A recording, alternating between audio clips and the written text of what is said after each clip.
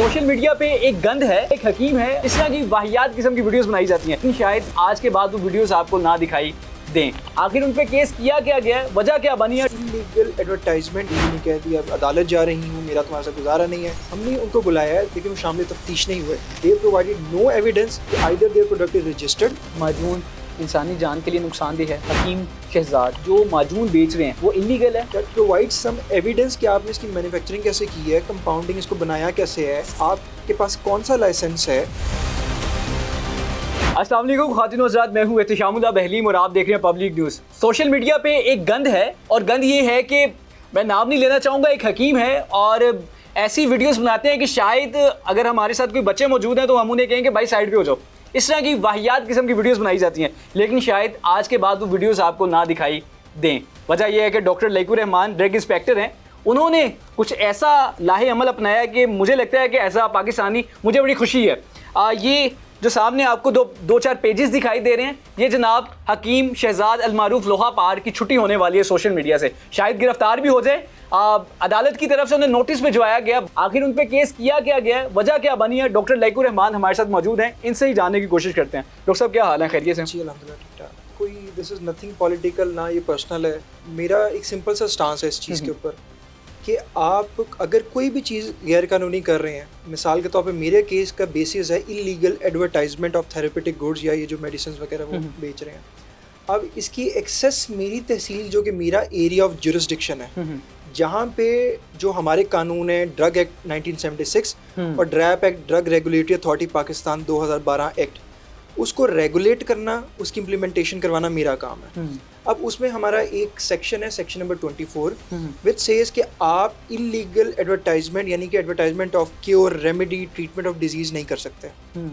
अब जब मेरे पास मल्टीपल कंप्लेंट्स आई हैं, उस कंप्लेंट को मैंने बेसिस बनाया और जब मैं सोशल मीडिया चेक करता हूँ और इनकी जो वेबसाइट है चेक करता हूँ, वहाँ पे जो डिस्क्रिप्शन है it is clearly evident there कि बहुत इमोरल तरीके से और clear gross violation of drug act 1976। क्या लिखा हुआ उन्होंने? देखिए उस पर मैं अगर आपको कुछ चीज़ें इसमें से कुछ है मैं नहीं भी बता सकता, कुछ हैं दे पार्ट ऑफ द केस। मिसाल के तौर पे अगर आपको किसी तरह से कमज़ोरी है कि आपका घर टूटने के नज़दीक है, बीवी ने कह दिया अदालत जा रही हूँ, मेरा तुम्हारे साथ गुजारा नहीं है, तुम्हारे पहले कुछ नहीं है, तो आप माजून टन की डब्बी इस्तेमाल करें। ये सारा ऑन द रिकॉर्ड अभी भी है? ऑन रिकॉर्ड है, ये वीडियो है जिसमें ये खुद फरमा रहे हैं जो एक्यूज पर्सन जो मुल्ज़िम है। फिर इसके अलावा इनके जो को एक्यूज हैं जो मेरे ख्याल से इनके साहबजादे हैं, वो ये इसमें कहते हैं कि मर्ज़ुल मौत के अलावा हर मर्ज़ का इलाज में मतलब ये कर देते हैं। अब वो जो है इनके साहबजादे, वो इट्सेल्फ मेरे मुताबिक तो हकीम भी नहीं है। तो how can someone claim and advertise and then sell their products across Pakistan and even outside जो वो क्लेम कर रहे हैं, और फिर जब उनको बुलाया जाता है तो वो शामिल तफ्तीश नहीं होते। उनको 2-3 मौके दिए गए हैं, 2 बार शो कॉज किया गया है। एक बार डिस्ट्रिक्ट क्वालिटी कंट्रोल बोर्ड कसूर जिसको हेड करते हैं डिप्टी कमिश्नर कसूर, हमने उनको बुलाया है लेकिन वो शामिल तफ्तीश नहीं हुए। दे प्रोवाइडेड नो एविडेंस कि either their product is registered, their premises is licensed और नॉट, और वो एडवर्टाइजमेंट कर रहे हैं, इस तरह की तशहीर कर रहे हैं इलीगल इमोरल, तो क्यों कर रहे हैं? डॉक्टर लाइक साहब, अगर आपको इन बातों से मसला है, ये तो हमारी दीवारों पे लिखा होता है। आप लाहौर की अंदरून वाली गलियों में चले जाएं, आपको जगह जगह ये लिखा मिलेगा, और ये हिकमत वाली बातें आपको, ये तो कोई बड़ा मसला नहीं है पाकिस्तान में। देखिए हमारा जो जहन है ना वो इस तरह से कि जब मसला आ जाता है तो हम उसको फिर देखते हैं। यूजुअली ये चीज़ें हमारे सोसाइटी का एक चूँकि पार्ट बन गई, वेरी कॉमन हो गई, इस वजह से हमने इसको नज़रअंदाज कर दिया। लेकिन अब जो सोशल मीडिया है ये बिल्कुल एक न्यू डोमेन है, और यहाँ पे जो मेडिसिन है, अब चूँकि मैं by core and by heart by profession एक फार्मासिस्ट हूँ, और वो जो दवा का बनना, उसकी सेंटिटी, उसको किस तरह से मार्केट करना है, पेशेंट तक पहुँचाना है सही अंदाज में, उसको बड़े अच्छे तरीके से समझता हूँ। और being regulator and being drug inspector, ये मेरा फ़र्ज़ है कि कोई गलत तशहीर, गलत तरीके से उसकी एडवर्टाइजमेंट ये ना हो। क्योंकि अगर कोई चीज़ परचेज़ करता है उसको पता होना चाहिए कि रजिस्टर्ड है या नहीं, इसकी मैन्युफैक्चरिंग डेट क्या है, इसकी एक्सपायरी डेट क्या है, ये ड्रग रेगुलेटरी अथॉरिटी के साथ रजिस्टर्ड है या अनरजिस्टर्ड है, ठीक है, उसको पता होना चाहिए इसके नुकसानात क्या हैं। तो ये चीज़ अगर नहीं है, और ये दीवारों पे आपने जब सही फरमाया कि बड़ा कॉमन है, ये सारी चीज़ें थी, लेकिन चूँकि सोशल मीडिया अब आ चुका हुआ है, वो दीवार शायद उस तरह से लोगों तक ना पहुंचती जिस तरह से सोशल मीडिया की रिकॉर्ड की गई हुई एक वीडियो अक्रॉस द ग्लोब पहुंच सकती है। बिल्कुल ठीक है। अब बीइंग रेगुलेटर या मेरी सीट का तकाजा ही है मेरी तहसील की हद तक कि मैं लॉ को रेगुलेट करूं और कोई भी ऐसा आंसर अगर है तो उस पर स्ट्रिक्ट एक्शन लूं, और वही मैंने किया। आपके मुताबिक हकीम शहजाद जो माजून बेच रहे हैं वो इलीगल है, उसमें पाई जाने वाली चीज़ें जो हैं वो इंसानी जान के लिए नुकसानदेह हैं, ऐसा ही है? देखें, मेरे तक जो प्रोडक्ट्स एडवर्टाइज होके पहुंचे हैं जिस पे मैंने उनको शो कॉज भी नोटिस सेंड किया है, और जब वो मार्केट करते हैं अपनी वेबसाइट के ऊपर, उनको मैंने मौका दिया 7 दिन का, फिर मौका दिया 7 दिन का, फिर DQCB में हमारे बोर्ड ने मौका दिया दैट प्रोवाइड्स सम एविडेंस कि आपने इसकी मैन्युफैक्चरिंग कैसे की है, कंपाउंडिंग इसको बनाया कैसे है, आपके पास कौन सा लाइसेंस है। मिसाल के तौर पे अगर एक बंदे के पास हिकमत का लाइसेंस है तो क्या उसके पास ये लाइसेंस है कि वो इसको एडवर्टाइज़ कर दे, मार्केट कर दे। एक OTC प्रोडक्ट है, ओवर द काउंटर, जैसे आम कोई बुखार के लिए आप उसको एडवर्टाइज़ कर सकते हैं, लेकिन कुछ ऐसी प्रोडक्ट्स या थेरेपेटिक गुड्स हैं आप उसको इस तरह से एडवर्टाइज़ नहीं कर सकते। एक मिसाल है वो कहें कि मैंने कोई मार्केटिंग कंपनी रखी हुई है, इसमें मेरा कसूर नहीं है, मार्केटिंग कंपनी कर रही है, देन देखें ये जो कानून मैं आपको अगर इसका बताऊं, मैं एक आपको लाइन पढ़ देता हूं ताकि जितने देखने वाले हैं उनको समझ आ जाएगी। Control of advertisement, no person shall himself or by any other person on his behalf advertise any therapeutic good, जो ये माजून वगैरह सारी थेरेपेटिक गुड में आती है, एनी रेमेडी, ट्रीटमेंट और offer for a treatment for a disease, कोई बंदा खुद या उसके बिहाफ पे नहीं कर सकता। एक्सप्लेनेशन इसकी जो कानून दे रहा है वो ये कहता है for the purpose of this entry, advertise का मतलब क्या है, to make any representation by any means whatsoever for the purpose of promoting directly और इनडायरेक्टली द सेल और डिस्पोजल ऑफ थेरेपेटिक गुड, यानी अपनी थेरेपेटिक गुड की सेल को इन्हांस करने के लिए डायरेक्टली या इनडायरेक्टली किसी भी मीन्स को इस्तेमाल किया जा रहा है, तो that comes under the category of advertising. और एडवर्टाइज इस तरह से नहीं किया जा सकता। आप एडवर्टाइज करें कि ये मेरा क्लिनिक है, आप यहाँ पे तशरीफ़ ला सकते हैं और आपको अच्छी सर्विस मिलेगी, आप उसका बोर्ड लगा सकते हैं, लेकिन अगर आप ये कह देते हैं, क्लेम कर देते हैं कि मौत के अलावा मैं हर चीज़ का इलाज कर रहा हूँ, या आप क्लेम कर देते हैं बड़ी बड़ी चीज़ें और मार्केट करें अगेंस्ट और in contravention of the given laws, then being regulator this is my duty to uphold constitution या लॉ जो मुझे कहता है बीइंग रेगुलेटर, और हमारा ड्रग कंट्रोल विंग इस पर भरपूर काम कर रहा है। माजून इंसानी जान के लिए नुकसानदेह है। देखिए माजून अगर उसमें नेचुरल इंग्रेडिएंट्स हैं, ठीक है, और हम सिर्फ इस पर लोहा पार की माजून की बात कर रहे हैं, बाकी हम किसी को नहीं जानते, क्योंकि केस तो हमारा वही है ना। मेरे मुताबिक अभी तक जितनी ये माजूनें इन्होंने शो करवाई हैं, जिसका इनको मौका दिया गया और इनके पास एविडेंस नहीं है उसका, अभी तक वो मेरे मुताबिक उनका बनाना और उनकी सेलिंग और एडवर्टाइजिंग वो इलीगल है, unless otherwise he proves this thing that this is very legal, this is a registered product, this is enlisted with drug regulatory authority of the Pakistan, और ये जो है एज़ पर लॉ वो इसको बना रहे हैं। अगर वो इस चीज़ को साबित कर देते हैं तो ये पॉइंट, ये जो एलिगेशन उनसे हट जाएगी, लेकिन उन्होंने अभी तक तो हमें कोई सबूत उसका नहीं दिया। And this case is now in the court of law, and अब वो 22 तारीख को उसकी हेयरिंग है, और वहाँ पे आप ऑफ द रिकॉर्ड कुछ बता रहे थे कि कुछ ऐसी अद्वियात भी आपको मिली, ऐसी हिकमत के रिलेटेड चीज़ें मिली जो कि इंसानी जान के लिए बहुत नुकसानदेह थी, वो क्या मामला था? देखिए जो हमारा ड्रग कंट्रोल विंग है वो दिन रात इस पे काम कर रहा है। हमारी सेक्रेटरी हेल्थ, हमारे जो DG साहब हैं ड्रग कंट्रोल विंग के, हमारे जो चीफ ड्रग कंट्रोलर पंजाब हैं, हर तहसील पे एक इंस्पेक्टर है, ड्रग इंस्पेक्टर, वो सैम्पलिंग भी करते हैं मेडिसिन की, उनको ड्रग टेस्टिंग लैब भेजते हैं जो state of the art labs and WHO pre qualified. उनमें से अगर कोई सस्पेक्टेड इंग्रेडिएंट है, कोई जाली मेडिसिन है, कोई सब स्टैंडर्ड है, वो हमारी लैब आइडेंटिफाई कर देती है, केस इस्टेब्लिश होता है, एंड देन वो जो भी कल्प्रिट है they are taken to the task, ठीक है। इसी तरह से हमने मिसाल जैसे है कि मेरी अपनी तहसील के अंदर एक केस था हकीम साहब के खिलाफ, उनकी जब सैम्पलिंग की गई उसमें से इंग्रेडिएंट्स निकल आई जो अनरजिस्टर्ड थी।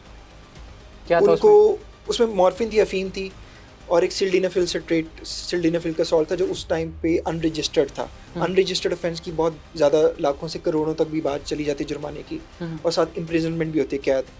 तो वो 3 करोड़ जुर्माना, 5 साल कैद उस केस में हुआ। इसी तरह से मुख्तलिफ रेड है, मुख्तलिफ ड्रग इंस्पेक्टर्स कर रहे हैं, और सैम्पलिंग भी होती है, और ये लाखों से करोड़ों तक जुर्माने। और हमारी ड्रग कंट्रोल की जो हमारी ड्रग कोर्ट्स हैं हर डिवीज़न के ऊपर, वो काम कर रही हैं।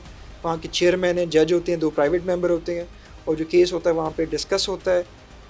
हर एविडेंसेस जो होते हैं हमारे पास हम वहाँ पे सबूत के साथ वहाँ पे देते हैं और फिर उसका फैसला किया जाता है। अच्छा डॉक्टर साहब, अगर हकीम शहजाद को सज़ा हो जाती है कोर्ट की तरफ से तो कितनी सज़ा होगी और कितना जुर्माना हो सकता है? देखिए, ये जो केस बनाने का एक मकसद तो ये था कि अगर इन मौसूफ को खुद भी नहीं पता कि ये गलत कर रहे हैं तो he should know it very well कि दिस इज़ इलीगल।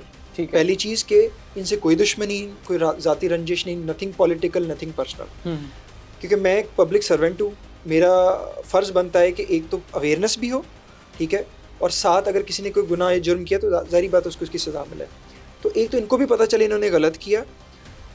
इसमें अगर ये जब केस अदालत में चला जाता है और एलिगेशन साबित हो जाते हैं तो ये अदालत की डिस्क्रिशन है कि एज़ पर लॉ उसको 1 साल की, 2 साल की, 5 साल की, जितनी में 5 साल तक हो सकती है कैद, और साथ 5 लाख तक कम से कम जुर्माना हो सकता है। ठीक है, तो ये अदालत की डिस्क्रिशन है कि कितने ऑफेंसेस हैं और हर ऑफेंस की कितनी इम्प्रिजनमेंट है, कितनी फ़ाइन है। ये अदालत as per evidences, as per जो भी हमारा वो केस वहाँ पे डिस्कस होगा उसको देखा जाएगा, जायज़ा लिया जाएगा, जज साहब उसको देखेंगे तो फिर अदालत। सोशल मीडिया पे बहुत सारी हकीम हैं, कुछ और हकीम भी आपने देखे होंगे, वो भी इसी तरह की वीडियोस बनाते हैं।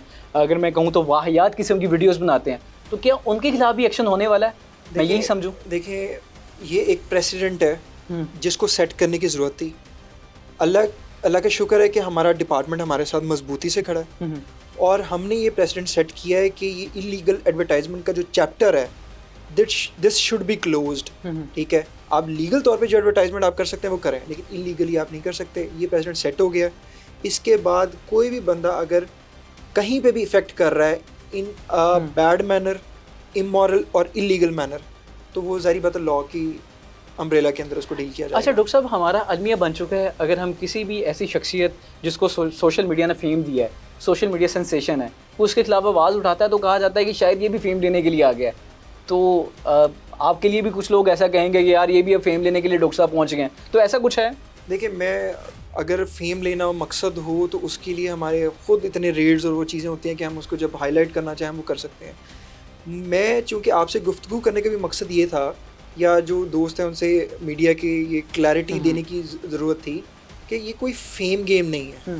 ठीक है, और ये भी शो करवाया जा रहा था कि कोई पर्सनल कोई रंज हो या कोई ऐसी चीज़ हो कि जिसकी वजह से कर दी, ऐसा भी कुछ नहीं है। मेरा मानना ये है कि मैं जब इस मनसब पे आया तो मेरा ये वादा था कि मैं इसके साथ पूरा इंसाफ करूँगा। जब अल्लाह आपको पावर देता है या कोई ऐसे इख्तियारात देता है कि जिस पे आप लोगों की बेहतरी के लिए काम कर सकें, तो आप ये छोड़ देते हैं कि कोई कितना पावरफुल है, कौन क्या कर सकता है। ठीक है, या आप सोचते हो कि जी फेम नहीं है। ठीक है, एक बंदा जब जिसकी अक्रॉस ग्लोब या अक्रॉस पाकिस्तान उसकी सर्कुलेशन है वॉइस की, और उसके थ्रू एक इलीगल एक्टिविटी हो रही है कमिट, तो फिर मेरा ये फ़र्ज़ बनता है कि मेरे एरिया ऑफ जुरिस्डिक्शन में एटलीस्ट वो चीज़ ना हो।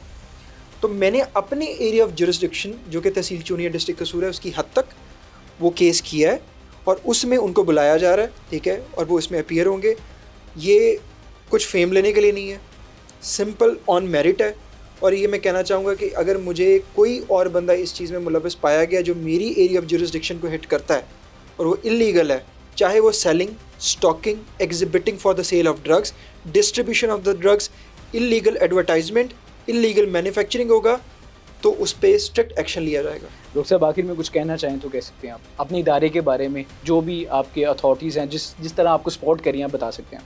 जी, मैं बस शुक्रिया अदा करना चाहूँगा। जितने भी हमारा डिपार्टमेंट है, ड्रग कंट्रोल विंग पंजाब है, वो बड़ा एग्जाम्पलरी काम कर रहा है इसमें। जहाँ दवाइयों की शॉर्टेज है उसको भी टैकल कर रहा है। फ्लड अफेक्टेड एरियाज़ में दवाइयों की शॉर्टेज, स्नेक बाइट की जो वैक्सीन है, डॉग बाइट की वैक्सीन है, बच्चों की वैक्सीन्स हैं, इम्यूनाइजेशन के प्रोग्राम्स हैं। किसी भी सरकारी अस्पताल में चले जाएं, वहाँ पे फार्मासिस्ट काम कर रहे हैं जो अवेलेबिलिटी ऑफ द मेडिसिन करवा रहे हैं। हॉस्पिटल के अंदर drug inspector of the hospital तैनात है ताकि क्वालिटी ऑफ द मेडिसिन को चेक किया जा सके। तहसील लेवल पर ड्रग इंस्पेक्टर हैं।